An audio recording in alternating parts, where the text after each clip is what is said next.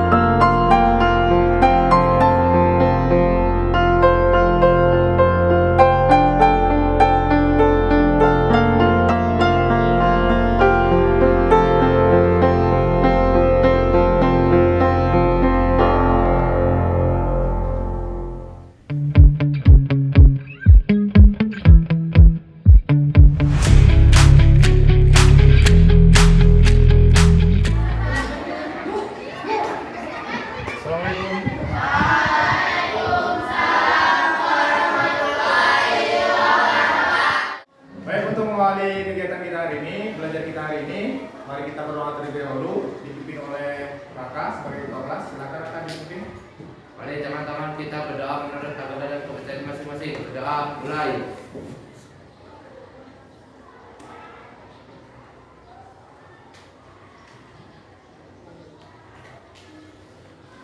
Amin. Berdoa selesai. Beri salam.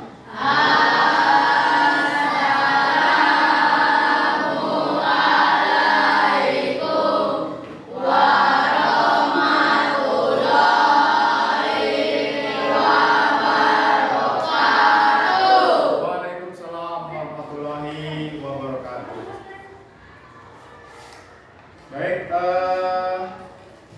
Bapak mau mengecek kehadiran kelas 7A. Sebelumnya, bagaimana kabarnya hari ini? Baik, Pak. Alhamdulillah ya.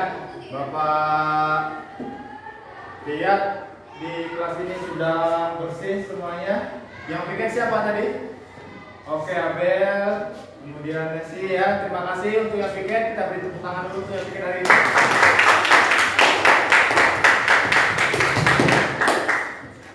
Oke, Bapak lihat ini di mejanya masih ada yang kosong. Coba silakan dikeluarkan bukunya dulu, buku PPK-nya dikeluarkan yang masih kosong. Yuk, kita siap belajar hari ini.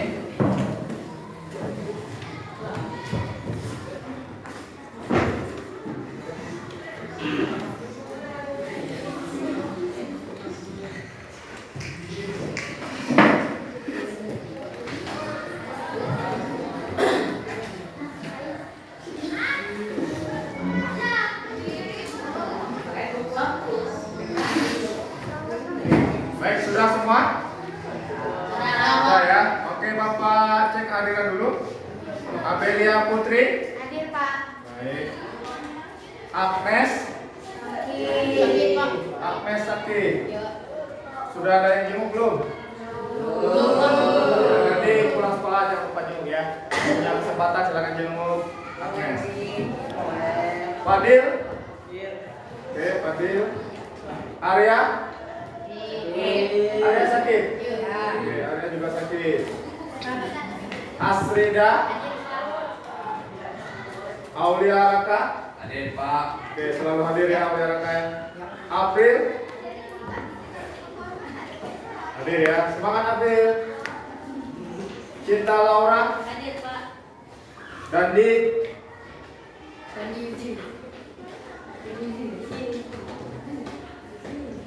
Izin. Oh, izin ke mana dia? Ada urusan keluarga ya? Oke, Dery. Randy. Ada Pak. Wildan. Oke. Terima kasih untuk hadir hari ini ya. Tetap semangat belajarnya. Kita doakan semoga teman-teman kalian yang hari ini sakit semoga lekas sembuh ya. Ya, untuk Agnes, untuk Arya semoga diberikan kesembuhan ya. Untuk selanjutnya, sebelum kita memulai pembelajaran, kita menyanyikan lagu terlebih dahulu ya. Menyanyikan lagu dari Sabang sampai Merauke. Semuanya apa?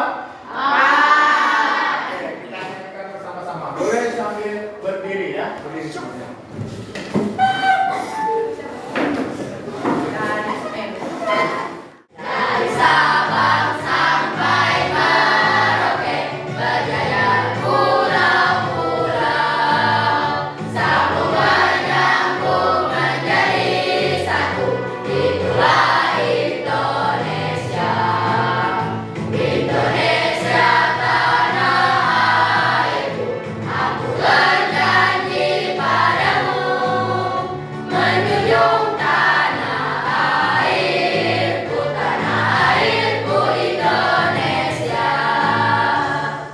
Oke, tepuk tangan untuk kita semua.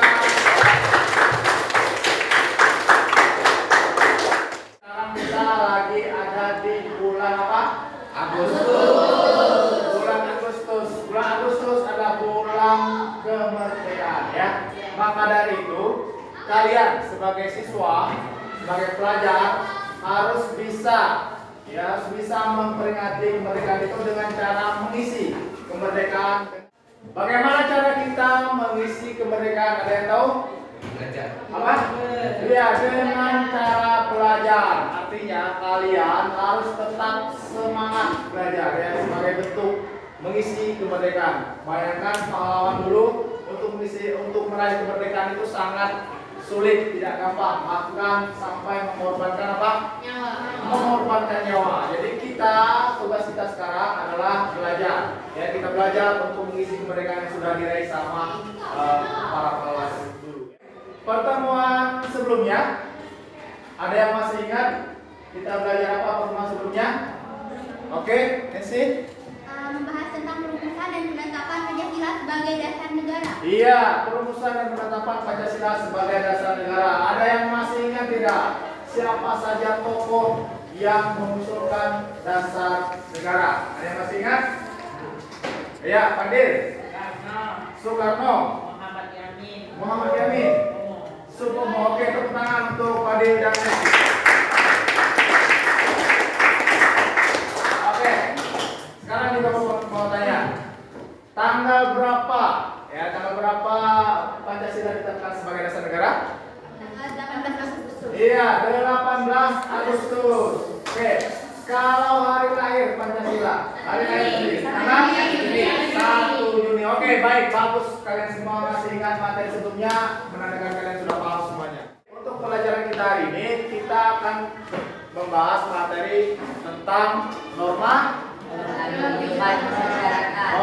dalam kehidupan masyarakat. Nah, untuk kegiatan kita hari ini nanti akan Bapak kasih suatu permasalahan untuk kalian kerjakan bersama kelompok. Jadi nanti kalian akan membentuk kelompok. Silakan bekerja sama dengan kelompoknya untuk memecahkan masalah yang sudah Bapak tampilkan nanti di depan. Ya, itu untuk pembelajarannya.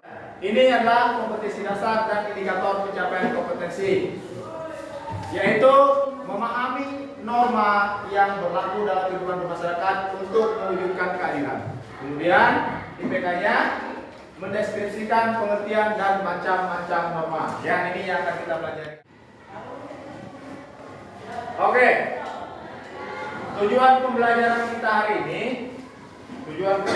hari ini yang pertama adalah siswa mampu bersyukur atas keberadaan norma dalam kehidupan bermasyarakat, berbangsa, dan bernegara. Itu yang pertama. Yang kedua, siswa mendukung proses penegakan hukum. Ya, jadi kalian juga harus bisa mendukung proses penegakan hukum.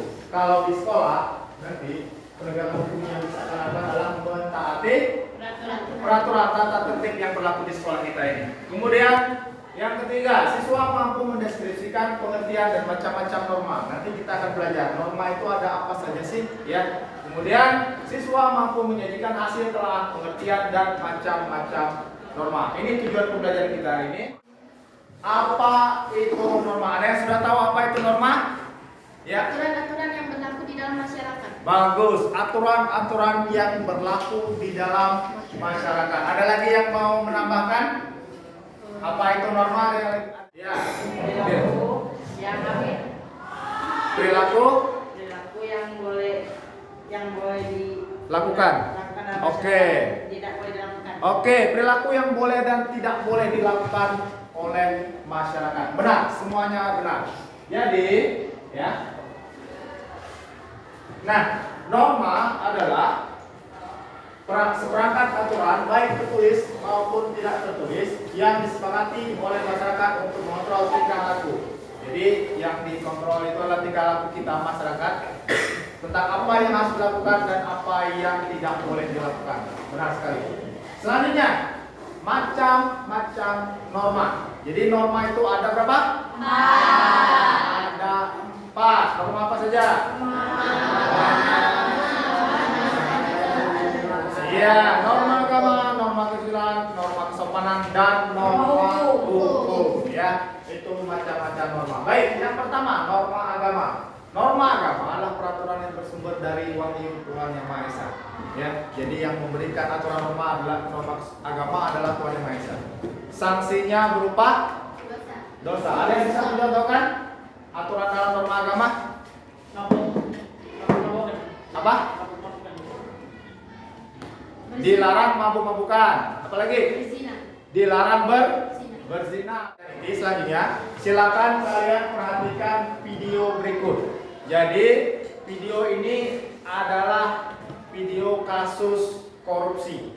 Ya, kasus korupsi. Jadi silakan kalian perhatikan baik-baik. Nanti setelah Bapak tampilkan videonya, kalian akan Bapak bentuk beberapa kelompok, ya. Silakan kalian nanti bentuk beberapa kelompok. Nanti kalian akan Bapak bagikan lembar kerja. Oke, silakan simak dan perhatikan baik-baik video berikut ini.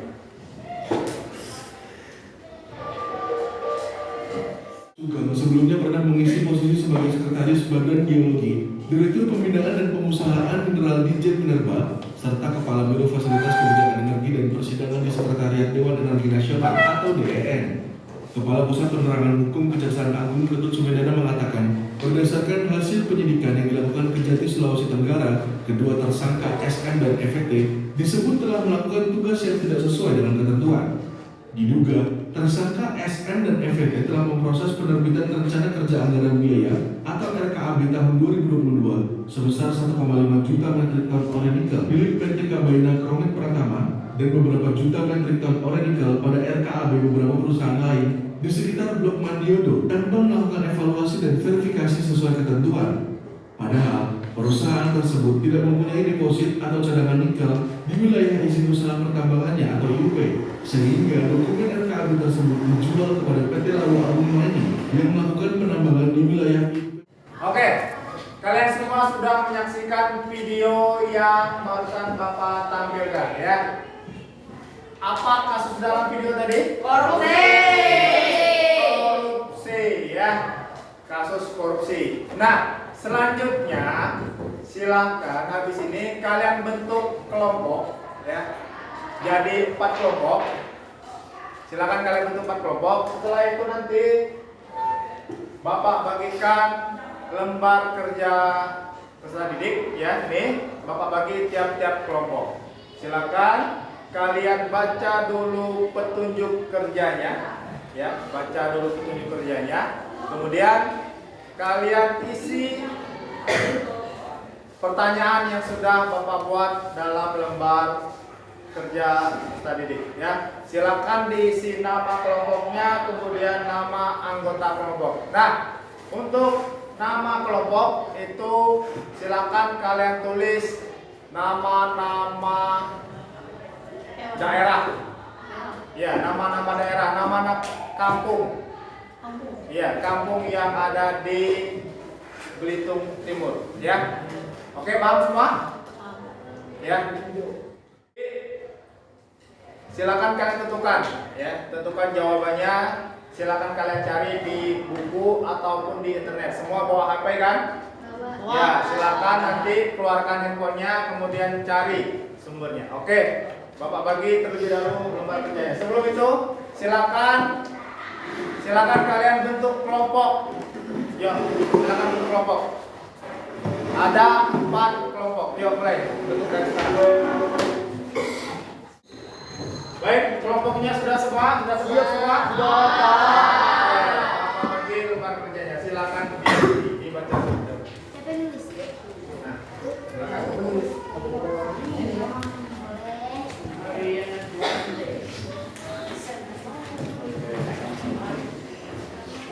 Silakan isi ya. Siap. Ya, nama daerah ya. Langsung boleh, Mira boleh, Jakarta boleh, Bilangan boleh, nah Bilangan boleh, ya. Oke, anggota kelompok jangan lupa ya.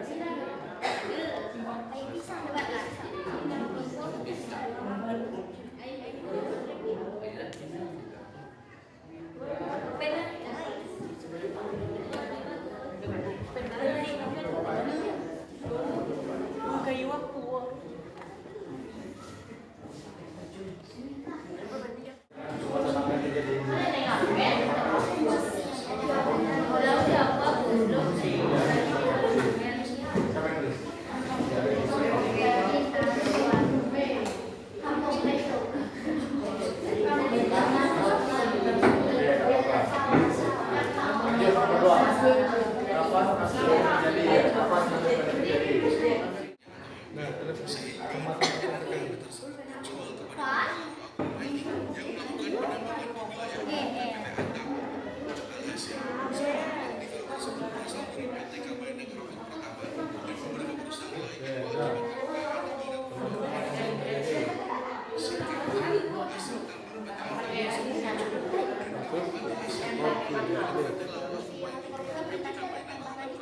Boleh.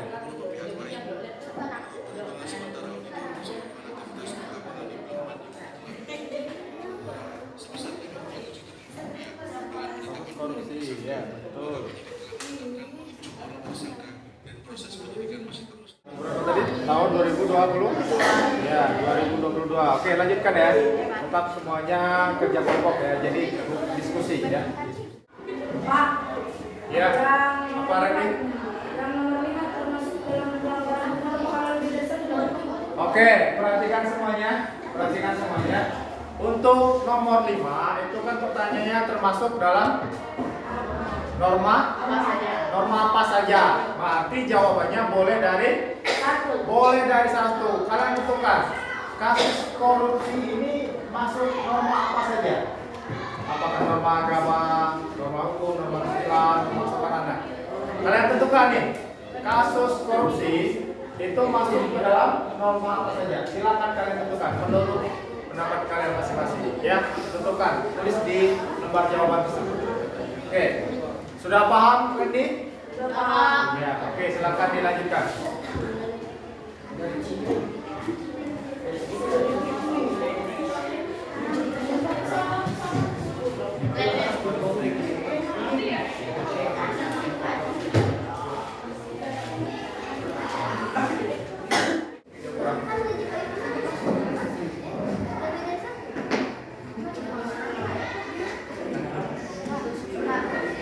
Apa? Ya, boleh. Jadi nomor 5 itu boleh lebih dari satu. Justru harusnya harus lebih dari satu. Boleh, boleh, tiga boleh. Jadi menurut kalian korupsi itu masuk ke norma apa saja?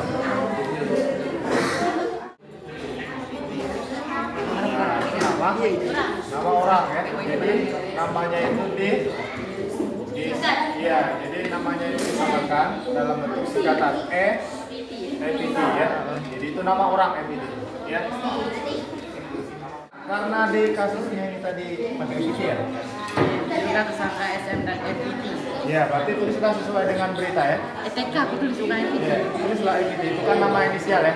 Inisial seseorang ya. Jadi silakanlah kalian tulis sesuai dengan apa yang ada di bacaan berita ini. Oke, Pak. Kalau ini tulislah EPT. Itu nama orang masih diinisialkan di tulisan. Oke, waktunya sudah habis. Semuanya sudah selesai? Sudah. Oke, semuanya sudah selesai. Sekarang silakan masing-masing kelompok mempresentasikan hasil kerja kelompoknya di depan, ya. Kita mulai dari kelompok pertama. Silakan. Kelompok apa tadi namanya? Pengilangan. Iya, kelompok bilangan. Silakan maju ke depan. Kita beri tepuk tangan untuk kelompok bilangan.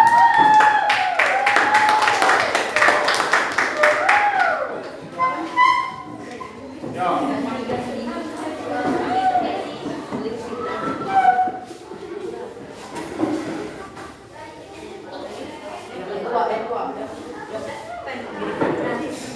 Oke, semuanya perhatikan presentasi dari kelompok bilangan.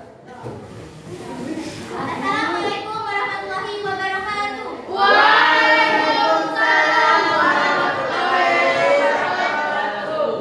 Halo teman-teman semua. Masih semangat gak nih buat mendengarkan presentasi dari kelompok kami? Sebelum saya mulai, saya ingin perkenalkan nama kelompok dan juga anggota kelompok saya.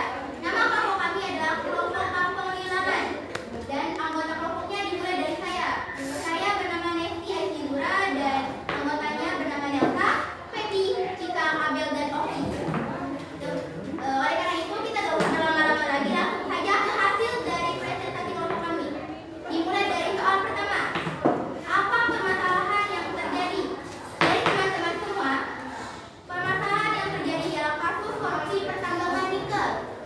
Yang kedua, kapan kasus tersebut terjadi? Kasus tersebut terjadi pada tahun 2020 di PT Atap di Blok Madiono, Sulawesi Tenggara. Siapa saja yang terlibat dalam kasus tersebut? Yang terlibat adalah Pak Sugeng dan IPT. Yang kelima, termasuk dalam pelanggaran norma apa saja kasus tersebut? Kasus ini termasuk dalam norma hukum, norma kesusilaan, dan norma agama. Yang keenam, mengapa kasus tersebut dikategorikan pelanggaran norma dasar? Karena kasus tersebut melanggar Undang-Undang Dasar Negara Republik Indonesia. Yang kedua, melakukan perbuatan bohong. Pertanyaan yang ketujuh, apa dampak langsung dari masalah tersebut? Dampak langsungnya, yang pertama, para tersangka akan mendapatkan hukuman berupa penjara. Pertanyaan ke-8, apa dampak tidak langsung dari masalah tersebut? Dampak tidak langsung menurunkan ekonomi negara dan masyarakat yang ada di Indonesia. Yang ke-9, apa faktor penyebab masalah tersebut? Jadi, teman-teman semua, faktor dari permasalahan tersebut adalah menyalahgunakan wewenang. Yang ke-10, bagaimana solusi untuk mengatasi masalah tersebut? Kita bisa mengatasi solusi tersebut dengan memberikan hukuman dan sanksi tegas kepada para tersangka. Mungkin teman-teman semua ada pertanyaan dari mengenai presentasi dari Ya, itu tadi presentasi dari kelompok bilangan. Mungkin teman-teman ada yang mau bertanya, silakan. Oke, Raka. Kenapa? Saya ingin bertanya nomor 5. Mengapa kalian menempatkan kasus korupsi tersebut ke dalam norma agama? Ya, mengapa kalian menempatkan kasus korupsi termasuk pelanggaran norma agama? Ya, silakan, boleh dijelaskan langsung. Jadi seperti ini, mengapa kelompok kami menerapkan kasus tersebut ke dalam norma agama? Karena kasus tersebut melibatkan dosa yang terkandung dari perbuatannya. Mengapa mendapatkan dosa? Karena orang yang telah melakukan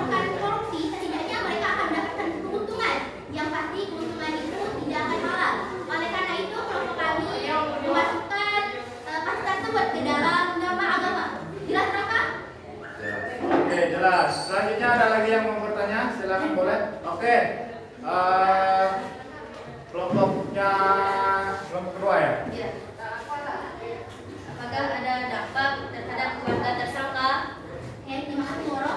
Jadi kemungkinan besar dampaknya itu pasti ada. Contohnya, keluarga mereka akan dikucilkan atas apa yang telah diperbuat. Yang kedua, pastinya generasi penerus dari orang tuanya itu akan dijauhi dan namanya akan turun di lingkungan masyarakat atas apa yang telah diperbuat oleh orang tuanya. Gitu orang? Jelas? Jelas. Ada lagi? Berapa lama Hukuman untuk koruptor. ya, berapa lama maksimalnya untuk hukuman koruptor? Jadi hukuman untuk para koruptor ini paling sedikit selama 4 tahun dan mungkin selama 20 tahun itu untuk hukuman maksimal paling lama. Mungkin bisa dimengerti lagi? Bisa. Ya. Oke, ada lagi yang mau bertanya? Tidak ada? Oke, semua sudah jelas ya? Sudah. Silakan ditutup Lesi. Saya dari perwakilan kelompok kaum kehilangan mengucapkan terima kasih untuk teman-teman semua karena telah mendengarkan hasil dari presentasi kami. Kami tutup. Wassalamualaikum warahmatullahi wabarakatuh. Waalaikumsalam warahmatullahi wabarakatuh.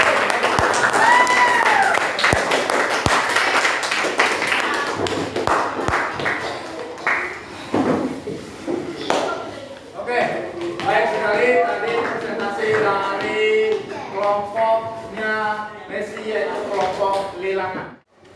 Baik, semua kelompok sudah maju ke depan, tampil ke depan mempresentasikan hasil kelompoknya. Semua kelompok sudah bagus, sudah baik, percaya diri, kemudian juga sudah menyampaikan dengan sangat jelas apa yang sudah dimuat dalam lembar kerja tersebut. Bapak bangga terhadap kalian yang sudah bekerja sama, kerja kelompok, ya, diskusi, kemudian tampil di depan. Ya, Bapak sekali lagi apresiasi untuk kalian semua yang sudah berani belajar tampil pada hari ini.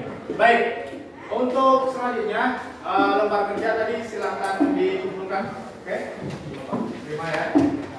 Ini untuk dinilai.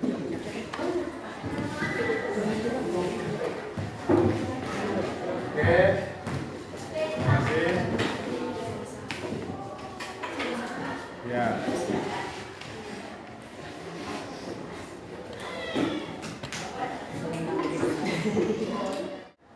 Hari ini kita sudah belajar tentang apa? Norma. Masih ingat norma tadi ada berapa? Ada 4. Norma apa saja?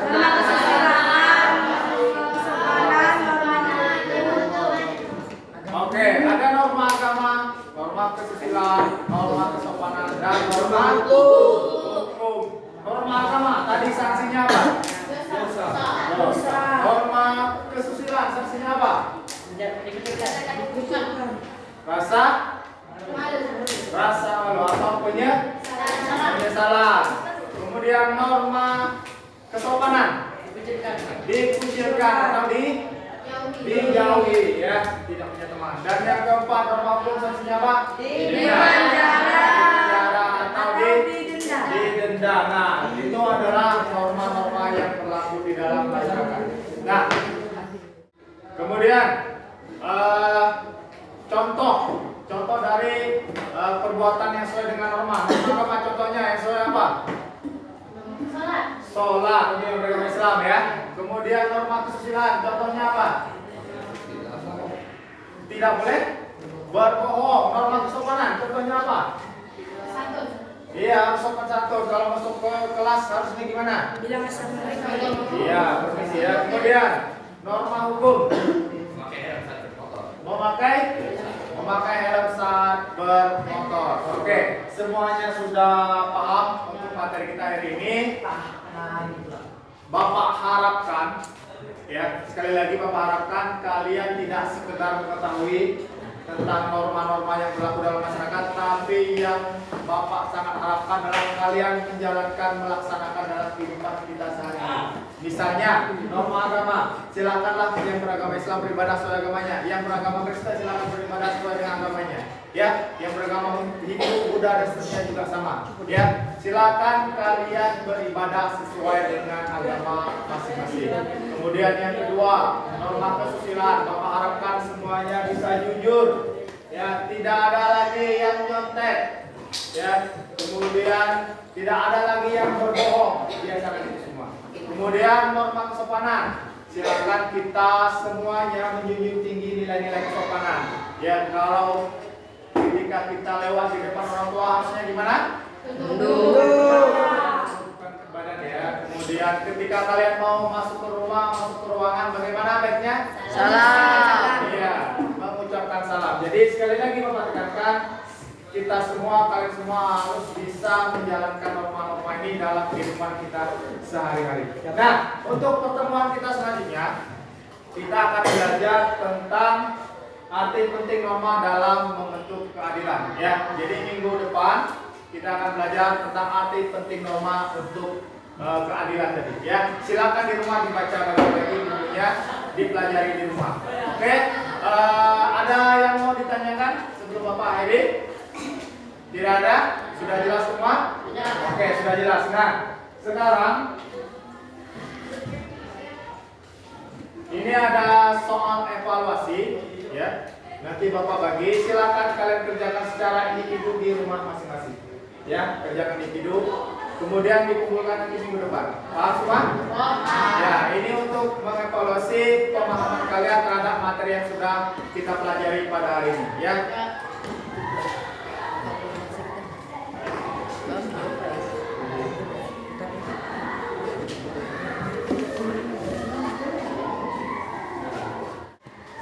Baik, semua sudah mendapatkan soal evaluasi? Ya, sekali lagi soal itu diisi di rumah, kemudian dikumpulkan lagi minggu depan. Oke, terakhir ada yang mau ditanyakan sebelum kita akhiri pelajaran kita hari ini? Ya. Semua sudah jelas? Oke, terima kasih perhatiannya. Ada salahnya Bapak minta maaf. Silakan setelah ini kita pimpin doa dulu sebelum akhiri. Rata selaku ketua kelas dipimpin untuk berdoa. Jadi teman-teman, untuk pelajaran kita berdoa mulai.